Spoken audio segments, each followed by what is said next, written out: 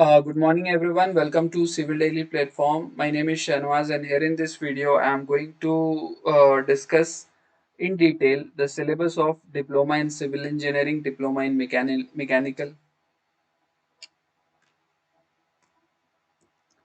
Good morning, everyone. Welcome to Civil Daily Platform. My name is Shanawaz. So, here in this video, I am going to discuss in detail the syllabus of Diploma in Engineering.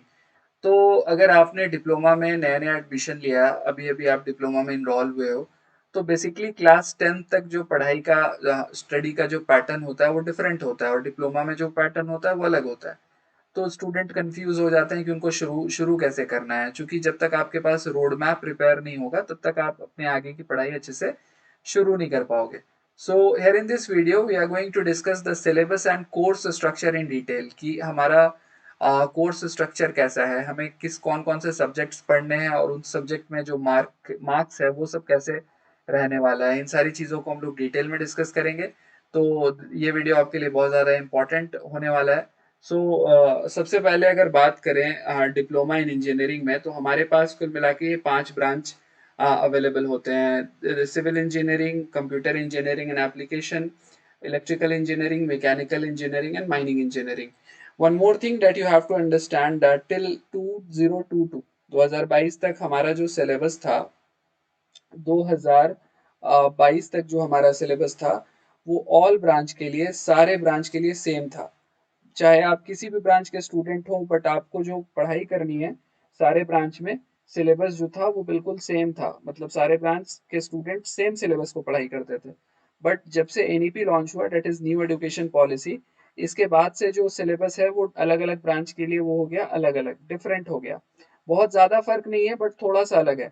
हर एक branch को एक अलग से एक अलग उनका branch paper पढ़ना होता है, तो ये थोड़ा सा डिफरेंस आया है। तो हम लोग यहाँ पर इस वीडियो में सिलेबस को भी डिस्कस करेंगे कि सिलेबस को आप कैसे डाउनलोड कर सकते हो, कैसे आप अपना जो सिलेबस है वो देख सकते हो। उसके साथ साथ हम लोग सिलेबस के साथ साथ कोर्स स्ट्रक्चर को भी डिस्कस करेंगे। मेनली क्या होता है कि स्टूडेंट जो है वो सिलेबस तो समझ जाते हैं, लेकिन कोर्स स्ट्रक्चर उनको समझ में नहीं आता है कि ये मार्किंग स्कीम क्या है, क्रेडिट सिस्टम क्या है, ये सारी चीज़ें उनको पता नहीं चलती है। और आप जो सिलेबस डाउनलोड करोगे अपने पोर्टल से, उसमें भी एक्चुअली थोड़ा सा इशू है, उसको भी हम लोग यहाँ पर कवर करेंगे। ठीक है, तो ये वीडियो आपके लिए बहुत ज़्यादा इंपॉर्टेंट होने वाला है। तो चलिए शुरू करते हैं अपने सिलेबस को डाउनलोड करने से। तो अगर आपको अपना सिलेबस डाउनलोड करना है तो सबसे पहले आप अपना कोई भी गूगल क्रोम ओपन कर लेंगे। गूगल क्रोम ओपन करने के बाद आप सर्च करेंगे झारखंड यूनिवर्सिटी ऑफ टेक्नोलॉजी।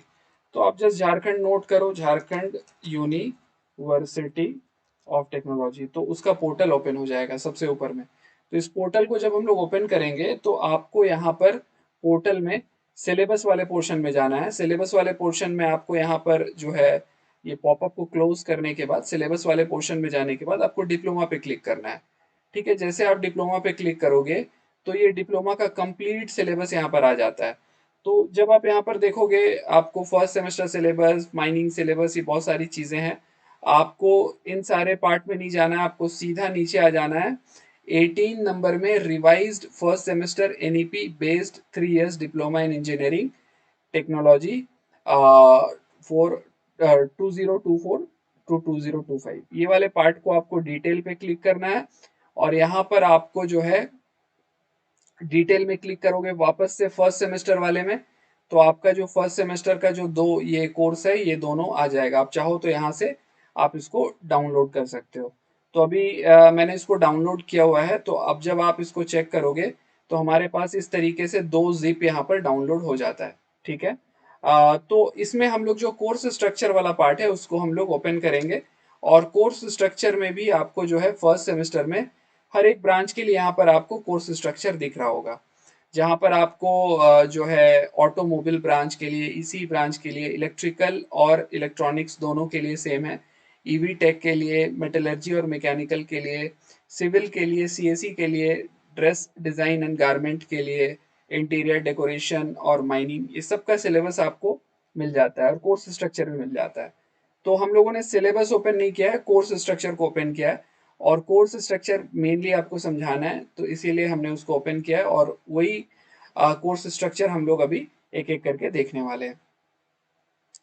तो जब आप कोर्स स्ट्रक्चर डाउनलोड करके ब्रांच वाइज कोर्स स्ट्रक्चर को ओपन करोगे तो कुछ इस तरीके से एक पीडीएफ आपके पास आएगा, और इसी पीडीएफ को मेनली हम लोग समझते हैं, और यहाँ पर हम लोग जो है इसी पीडीएफ के अकॉर्डिंग आपको अपने प्रिपरेशन को रन करना है। देखिए, सबसे पहले आपको यहाँ पर मिल जाता है कोर्स टाइटल। सबसे पहले तो यहाँ पर आपको सेमेस्टर सेमेस्टर मेंशन है कि ये फर्स्ट सेमेस्टर का सिलेबस है। सेकंड, यहाँ पर आपको ब्रांच मेंशन है कि सिविल का सिलेबस है, और इसके बाद आपको यहाँ पे सीरियल नंबर मिल जाता है, वो दैट इज डिफरेंट, उसका कुछ खास ज़रूरत नहीं है। फिर कोर्स कोड मिल जाता है, देन कोर्स टाइटल मिल जाता है, और ये आवर्स है कि कितने आवर्स इसमें जो क्लासेस है वो सारे कुछ हम स्टूडेंट्स को करने हैं। इसके बाद उसका जो क्रेडिट है वो क्रेडिट कितना है, फुल मार्क्स कितना है, ओवरऑल पासिंग मार्क्स कितना है, इसके साथ आपका इंटरनल जो है असेसमेंट वो कितना जाएगा, एक्सटर्नल जो मार्क्स है वो कितना जाएगा, और सब्जेक्ट का कैटेगरी क्या है। तो ये सारा चीज इस तरीके से कॉलम बना करके मिल जाता है। अगर आप यहाँ पर देखोगे, सबसे पहले हम लोग थियरी वाले पार्ट के बारे में बात कर लेते हैं। मेनली आप ये समझो कि यहाँ पर जो आपका ये पूरा पार्ट है, ये पूरा पार्ट आपका थियरी पार्ट है। यहाँ पर ये वाला आपका थियरी पार्ट है, और अगर ये पार्ट को आप डिस्कस करोगे यहाँ से लेकर के यहाँ तक, तो ये आपका लैब वाला पार्ट है। ठीक है, तो हमने देख लिया कि ये वाला पार्ट थियरी है ऊपर वाला, और ये वाला पार्ट लैब है। तो थियरी में आपके सिलेबस में यहाँ पर मेंशन है, कुल मिलाकर के जो है हमारे पास चार सब्जेक्ट यहाँ पर हमें देखने हैं: engineering mathematics, engineering physics, engineering chemistry और बेसिक सर्वेइंग। बट जब आप एग्जाम में अपियर करोगे तो यहाँ पर आपको इस चार के अलावा एक और सब्जेक्ट जो है उसके लिए भी आपको एग्जाम देना पड़ेगा, जो कि फिलहाल अभी यहाँ पे कोर्स स्ट्रक्चर में अवेलेबल नहीं है। और वो सब्जेक्ट कौन सा है? वो सब्जेक्ट है आपका कम्युनिकेशन स्किल। वो सब्जेक्ट क्या है? Communication communication skill. तो ये आपके कोर्स स्ट्रक्चर में नहीं है, लेकिन जो है एग्जाम जब आप अपियर करोगे एग्जाम में, तो कुल मिलाकर के चार नहीं बल्कि आपको 5 सब्जेक्ट का एग्जाम देना है। ठीक है, जिसमें कि चार तो यहाँ ऑलरेडी मेंशन है, और एक कौन सा हो गया आपका कम्युनिकेशन स्किल। ठीक है, तो फर्स्ट ये पार्ट हमने डिस्कस कर लिया। और कम्युनिकेशन स्किल के बारे में बात करोगे तो उसके लिए सब्जेक्ट कोड जो है वो भी यहाँ पे मेंशन नहीं है, उसका सब्जेक्ट कोड है AEC02। ठीक है, ये कोर्स कोड जो है AEC02 होगा कम्युनिकेशन स्किल के लिए, और ये पेपर सारे ब्रांच के लिए कॉमन होने वाला है। ठीक है, तो यहाँ से आपको एक बात समझ में आ गया कि कुल मिलाकर के 5 सब्जेक्ट हमें पढ़ने हैं। ठीक है, अब अगर बात करोगे कि इस 5 सब्जेक्ट में ये लेक्चर थियरी प्रैक्टिकल, इस पे आपको ज़्यादा ध्यान नहीं देना है, ये वाले पार्ट पे आपको ज़्यादा ध्यान नहीं देना है, आपको इसके बाद क्रेडिट पे ध्यान देना है, क्रेडिट पे। ठीक है, तो इंजीनियरिंग मैथमेटिक्स में टोटल 4 क्रेडिट है, फिजिक्स में 3 क्रेडिट है, और केमिस्ट्री में 3 क्रेडिट है, बेसिक सर्वेइंग में 3 क्रेडिट है। इसके अलावा एक और सब्जेक्ट है कम्युनिकेशन स्किल, उसमें भी 3 क्रेडिट है। तो ओवरऑल क्रेडिट जो हो जाता है तो टोटल थियरी पेपर के लिए वो हो जाता है आपको 16। यहाँ पे कितना मेंशन है? 13, लेकिन टोटल क्रेडिट कितना हो जा रहा है? 16। ठीक है, क्रेडिट का मतलब क्रेडिट सिस्टम पे ये जो है अभी मार्किंग जो है, इवेल्युएशन जो है वो क्रेडिट सिस्टम पे होता है। तो कुल मिला के इस तरीके से आपको टोटल 13 नहीं, टोटल 16 क्रेडिट हो जा रहा है। ठीक है, अगर आप फुल मार्क्स के बारे में बात करोगे तो 100 ईच पेपर में है, और इस तरीके से जो फुल मार्क्स है वो 400 है, लेकिन चूंकि हमारे पास 5 पेपर है तो आपका फुल मार्क्स कितना हो जाएगा? 500 हो जाएगा, 500। तो कुल मिलाकर के 500 मार्क्स आपका थियरी पार्ट में हो गया। ठीक है, इसमें अगर आप बात करोगे सब्जेक्ट वाइज बात कर लेते हैं, सबके लिए बिल्कुल सेम है कि एक सब्जेक्ट में आपको पास होने के लिए कितना मार्क्स स्कोर करना है? 40 मार्क्स आपको स्कोर करना है पास होने के लिए, टोटल 40 मार्क्स स्कोर करना है। ठीक है, इस 40 मार्क्स को, जो 40 मार्क्स आपको स्कोर करना है, ये 40 मार्क्स आपको कितने में स्कोर करना है? टोटल 100 मार्क्स में से, टोटल 100 मार्क्स में से आपको 40 मार्क्स लाना है, 40 नंबर आपको स्कोर करना है। ठीक है, इसमें होता यह है कि 30 मार्क्स जो है टोटल आउट ऑफ 100, 100 में बात करोगे तो 100 जो है वो टोटल इस तरीके से डिस्ट्रीब्यूटेड है, 30 प्लस 70। ठीक है, तो यहाँ पर जो 30 नंबर आपको दिख रहा है, ये 30 मार्क्स, ये 30 मार्क्स मेनली कॉलेज से इंटरनल असेसमेंट के बेसिस पे सेंड किया जाता है। मतलब ये कि अगर आप कॉलेज में आपका जो क्लास अटेंडेंस है वो आपका प्रॉपर हो, अगर आपका जो है आपने बहुत अच्छा स्कोर किया है इंटरनल एग्जाम में, कॉलेज इंटरनल एग्जाम भी कंडक्ट करती है, तो उन सब में अगर आपने बहुत अच्छा स्कोर किया है और अगर आप बहुत अच्छा जो है मान के चलो परफॉर्म वगैरह कर रहे हो, तो ये 30 मार्क्स उसी के बेसिस पे स्टूडेंट को सेंड किया जाता है। और ये 70 मार्क्स वो मार्क्स है जिसके लिए स्टूडेंट एग्जाम में अपीयर होते हैं, एग्जाम देते हैं स्टूडेंट 70 मार्क्स का। तो जो भी है, मान के चलो एग्जाम्पल के तौर पे कोई बहुत अच्छा स्टूडेंट है और वो मान लेते हैं कि इंटरनल में जो है वो आउट ऑफ 30 उसको 26 मिल रहा है, और बाहर से वो स्टूडेंट जो है वो भी लगभग 30-40 के आसपास ला रहा है, 30 या 40 जो भी है वो स्कोर कर रहा है बाहर से, या 30 प्लस समथिंग स्कोर कर रहा है। तो यहाँ से उसका टोटल स्कोर कितना हो जाता है? टोटल स्कोर हो जाता है 56। तो अब ये 40 से ज़्यादा है तो इसका मतलब स्टूडेंट जो है वो यहाँ पर पास हो गया, उसको पासिंग मार्क्स जो है मिल गया। और इंटरनल के लिए आपका जो पासिंग मार्क्स है, मतलब इंटरनल असेसमेंट जो कॉलेज से जो नंबर जा रहा है उसके लिए जो पासिंग मार्क्स है आपका, वो आपका कुल मिलाकर के 21 है। इसका मतलब ये है कि किसी स्टूडेंट को अगर 21 से कम इंटरनल में मिल गया तो वो इंटरनल में क्या हो जाएगा, वो फेल हो जाएगा। ठीक है, तो आपको मेक श्योर करना है कि आपका जो इंटरनल सेंडिंग है वो 21 से ज़्यादा हो, और वहाँ से जो है आप अगर 21 कॉलेज से मिनिमम चला जाता है, आपको आपके कॉलेज से 21 मार्क्स पर सब्जेक्ट में मिल जाता है, तो आपको वहाँ से पास होने के लिए 19 मार्क्स स्कोर करना पड़ता है। आपको 19 मार्क्स लाने हैं और आप पास हो जाओगे, टोटल 40 हो जाएगा। ये एक मिनिमम क्राइटेरिया आपको बता दिया गया। ऐसा नहीं है कि आपको 19 ही लाना है, आप बढ़िया से बढ़िया स्कोर करने का कोशिश करोगे। ठीक है। अगर बात करें हम लोग इन 5 सब्जेक्ट के बारे में, तो 5 सब्जेक्ट बिल्कुल इसी पैटर्न पे चलते हैं। 5 सब्जेक्ट का पैटर्न यही है। अब बात करते हैं लैब के बारे में। तो कुल मिलाकर के आपको यहाँ पर नंबर 5 टू नंबर 10, कुल मिलाकर के यहाँ पर आपको ये सारे लैब देखने के लिए मिलेंगे। सारे लैब के लिए जो क्रेडिट है वो 2 के आसपास है, कुछ लैब्स में 1.5 भी है। तो इस तरीके से आपको ये सारा लैब देखने के लिए मिलेगा। और आपको जो है लैब का जो सिस्टम है वो ये है कि लैब के लिए जो पासिंग मार्क्स है आपका वो 25 है, 25 नंबर आपका क्या है, पासिंग है। और इसमें लैब का जो असेसमेंट होता है वो ऐसे होता है कि इंटरनल असेसमेंट होता है 30 मार्क्स का, इंटरनल असेसमेंट होता है 30 मार्क्स का, और एक्सटर्नल असेसमेंट होता है 20 मार्क्स का। तो आपका जो है एक्सटर्नल असेसमेंट के लिए कमेटी बनती है, और वही कमेटी आपका वाइवा लेती है कि आपने कैसा लैब परफॉर्म किया। वो सारे बेसिस पे जो है ये 20 मार्क्स जो है स्टूडेंट को मिलते हैं।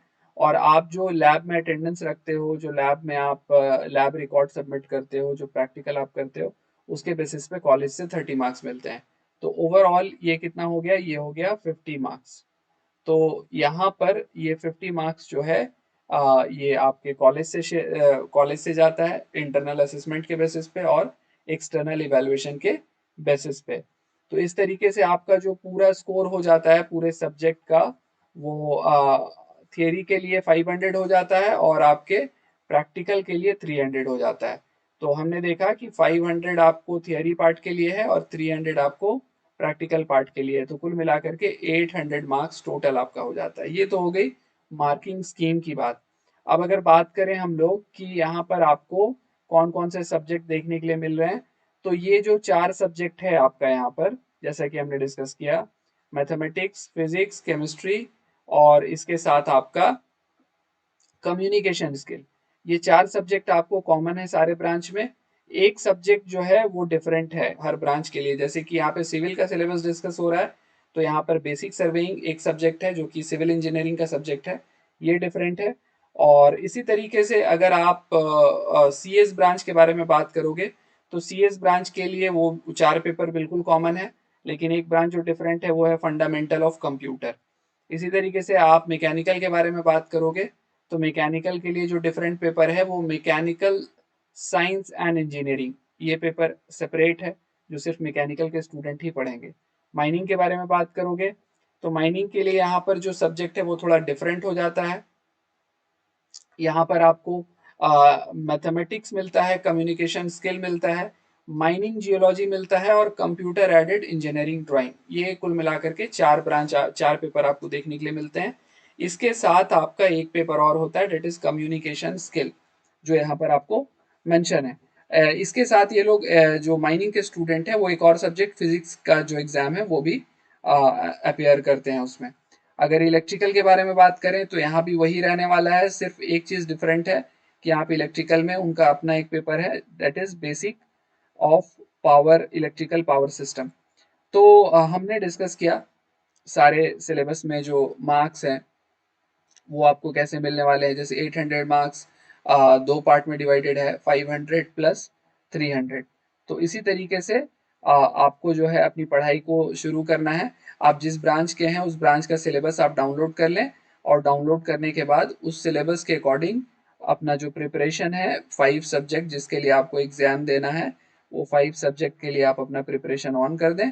और जो लैब वगैरह है, जो आपके जो लैब वाला पार्ट है, उसके लिए रेगुलर आप क्लास को अटेंड करें ताकि आप बेहतर से बेहतर सीख पाएँ।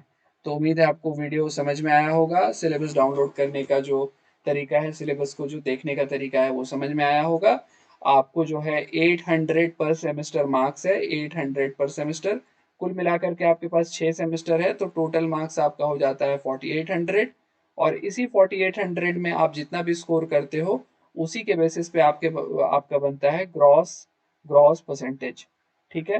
तो नेक्स्ट टाइम हम लोग डिस्कस करेंगे अपने सिलेबस के अलग अलग पेपर को थॉरली। अभी फिलहाल के लिए इतना ही, और मिलते हैं अपने अगले वीडियो में। तो अभी के लिए बहुत बहुत शुक्रिया। थैंक